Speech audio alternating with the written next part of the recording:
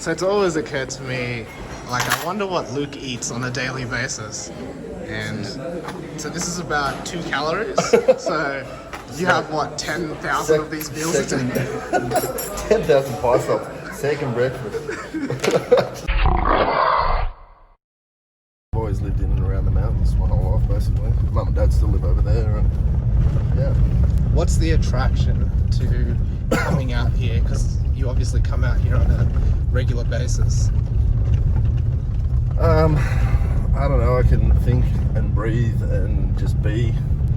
Like I said earlier, it feels small and just... so this is the only place where you can feel small? In gigantic wilderness areas.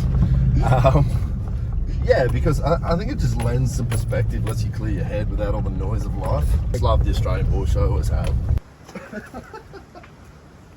Fuck yeah. So this is Luke Reynolds' house.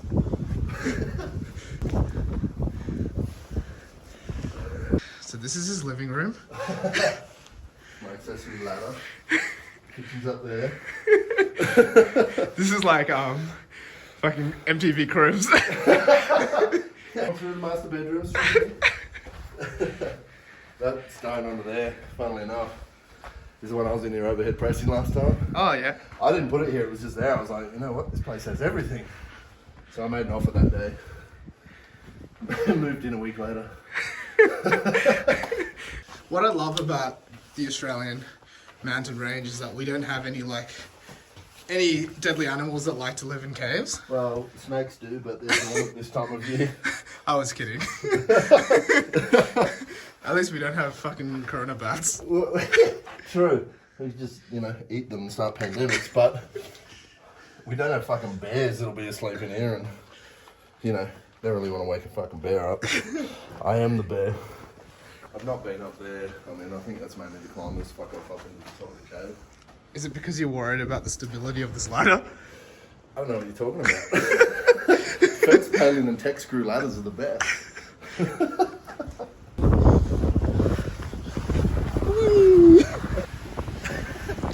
Surprisingly grippy, right? Yeah, I also was surprised. The cave that we were just at? Yeah, just there. So the ledge you were on.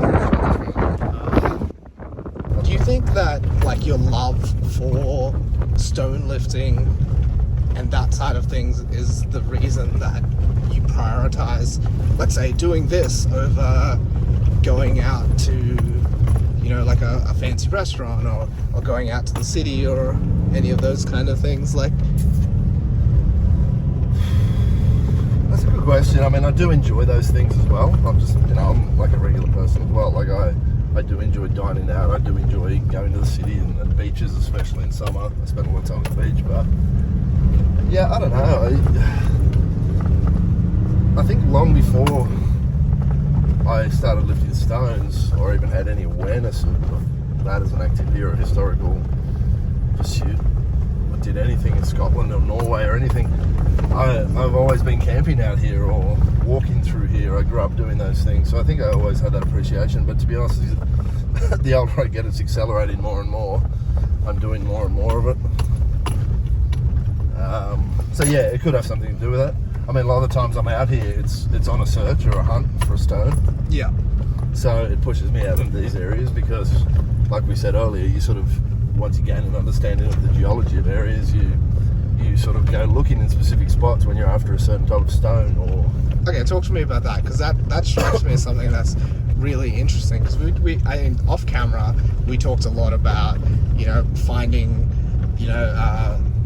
stones and how there's potentially similarity between climbers and stone lifters in the sense that there's a love for the hunt of finding a new spot. There's a love for finding just something that's not been touched or hasn't been conquered before. And I guess it's the exact same with stone lifting. You're looking for specific pieces of basically history, right? It's natural history, but it's pieces of rocks that have just fallen off cliff faces. Yeah, exactly. Can we conquer them? Can we even find them to lift up? So, and that's where you have to differentiate between say, a historical strength culture, like Basque stone lifting in Spain, or historic stone lifting in Scotland, which they're for different purposes, which we've discussed before. So there's a difference between going to an established historic stone that's been there for hundreds of years and lifting just a natural stone that's never been seen before, or nobody even looked sideways at, just randomly in the middle of the bush. So that, I think, is more of a personal preference, or what sort of challenge you're seeking. Like, are you looking for a stone to carry? Are you looking for a rounder looking stone to maybe shoulder, or something maybe a little bit flatter or blockier to press overhead, or do the same with all three? Or, sometimes I'm out here going, I want to test myself on a stone of a certain type, as in the texture and surface type, because I want to, sandstone's quite grippy sometimes, or something with sharp edges obviously has handholds versus something round, which would, present its own challenges. So, so when I'm seeking something, if I'm looking for something round or granite-like, something similar to a historic stone in Scotland, I might look in riverbeds or creeks or things like that. Something weathered by the water. 100%, because it's that tumbling motion through the water that's going to make them round. They're not going to be sitting perfectly round in the bush, having just been eroded by time. It doesn't work that way. They'll usually be jagged or sharp still. But if you're looking for a big piece of natural stone from this area, you're probably going to encounter sandstone, because the Blue Mountains is a sandstone plateau. But when I went down to Canberra the other week, I found a lot of different types of granite down there, because there's a lot of that region off the Brindabellas and Tidbinbilla Nature Reserve and the Namadgi area.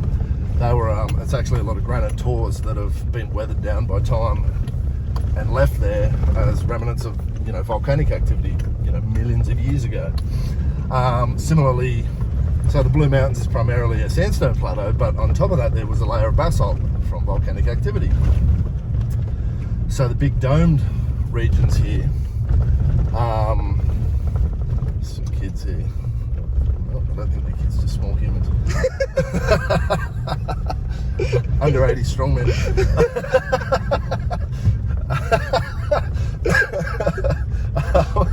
So I'm like, man, those kids are a long way from anywhere. So on top of the mountains, like your big domes, like Mount Hay and Mount Banks, like we spoke about off camera, they're usually at the very top of those. About halfway up, you'll reach the layer where the sandstone finishes, and you'll hit the basalt.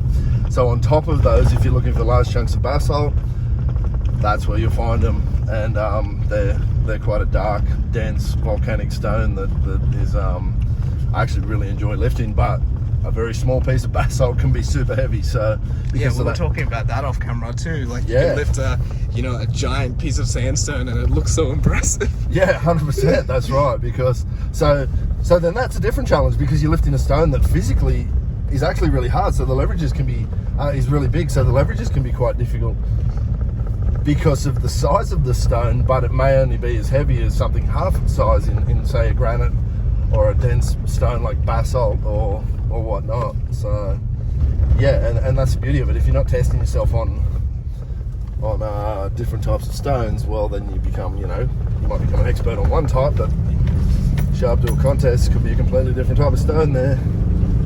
You might get wrong-footed by it. But that, again, that's the other beauty of natural stone lifting that I often bang on about, is each one's a puzzle. Atlas stones are all the same for the most part. The only thing that really shifts is diameter, unless you get something like a slight textural shifts. If you're lucky enough to encounter ones that are carved out of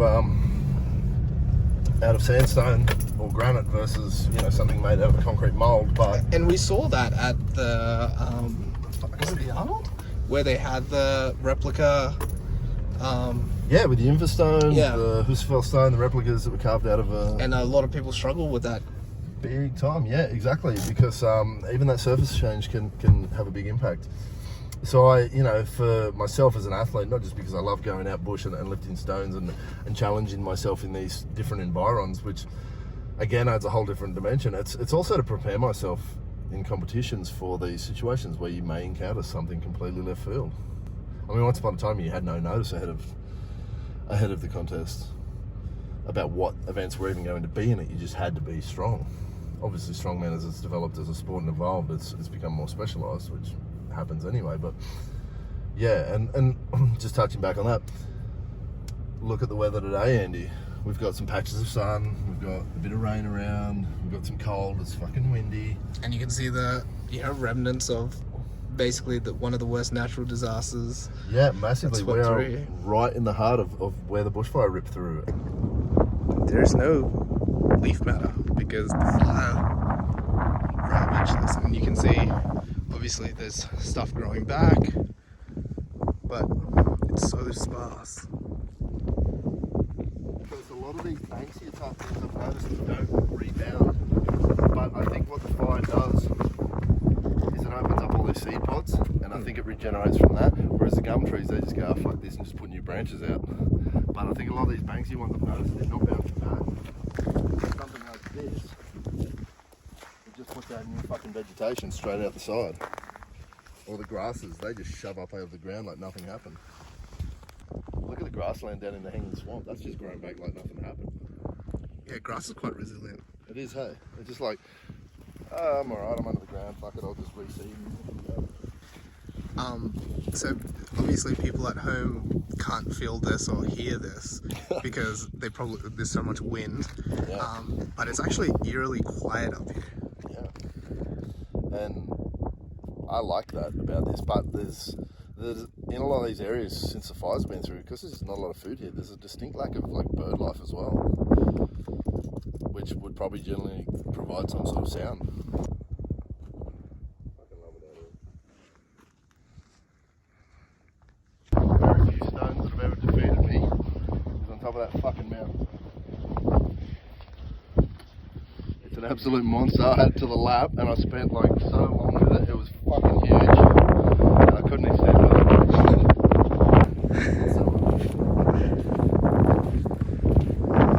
Let's wrap around this side so we can climb up. So the other Banksias, there's shitloads of different breeds of Banksias. The other Banksias were not bouncing back. What I've noticed in different areas, Narrowneck's another example, they had a bad fire there, the Ruined Castle one. These ones with this thick, blobby skin on the bark must have provided sufficient insulation that it doesn't wipe the plant out and only have the big bad Banksia man seed pods open. They've opened, but the trees actually survived. There's new vegetation popping out, new branches. Look at this is brilliant. The other ones don't have that thick skin, and I think that's been the difference, especially with such a hot fire. So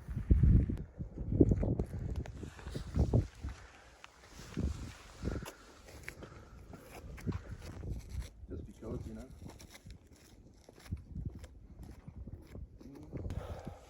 We've just stumbled upon A treasure trove of awful stones. of rocks that will definitely destroy you if you try to lift them. And there's so many different things in these. It's like the ultimate layer of conglomerate, isn't it? Yeah. It's not that it's not suitable for lifting. Anything's suitable for lifting, but it's sharp as shit. It's fucking horrible.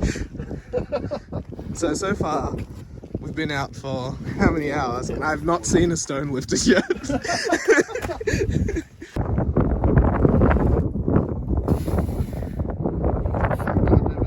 It is like an anvil.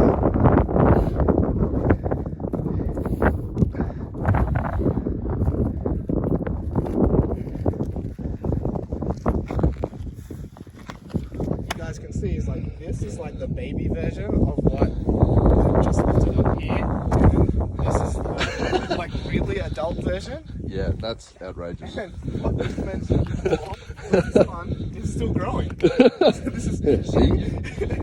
Stone cabbage patch. They grow here.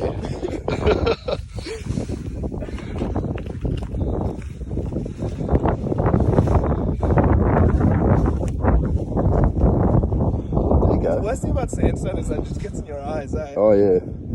Need to mention that it's windy as hell. There you go. Yeah, that's wicked.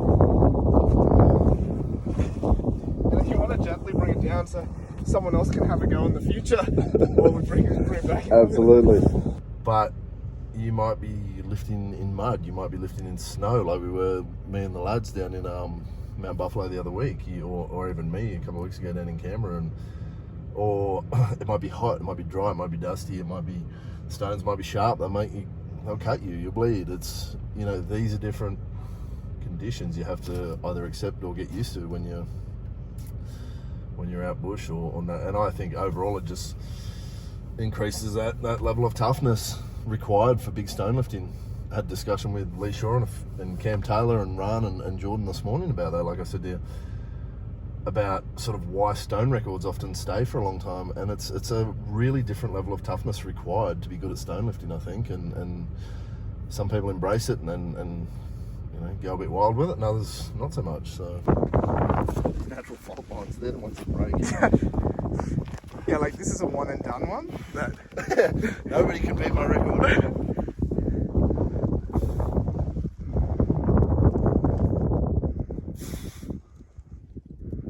I wish I had the wrist flexibility. You're trying to do this with one hand. Yeah. Like a pizza tray. Damn it, Luke. Just stopped it instantly. So, huge thank you, Luke, for being your liner.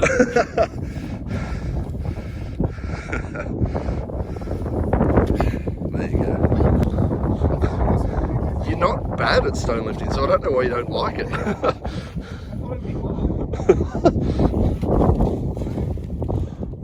It's okay, none of that'll kill you. There you go, there you go. Ooh, hello. Oh, stop it, that's a good lift. Got a bit dizzy on that one.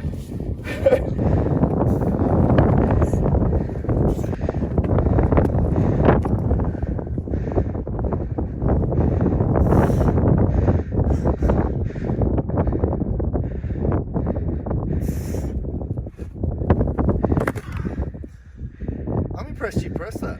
Really? Yeah. Thank you. Especially considering the length. That it's not just the difficulty or the strength aspect, it is the trade-off or the opportunity cost of, will I die? Will I hurt myself? Will I not be able to do the rest of this competition if I actually try this? Yeah, genuinely committing to a really heavy stone lift, natural atlas or otherwise. Yeah, it can be quite daunting. It really is. I mean, like I sort of said to you, sometimes when I lift a really heavy stone, I'm going to myself in the back of the head, what is going to tear here? Is something going to let go?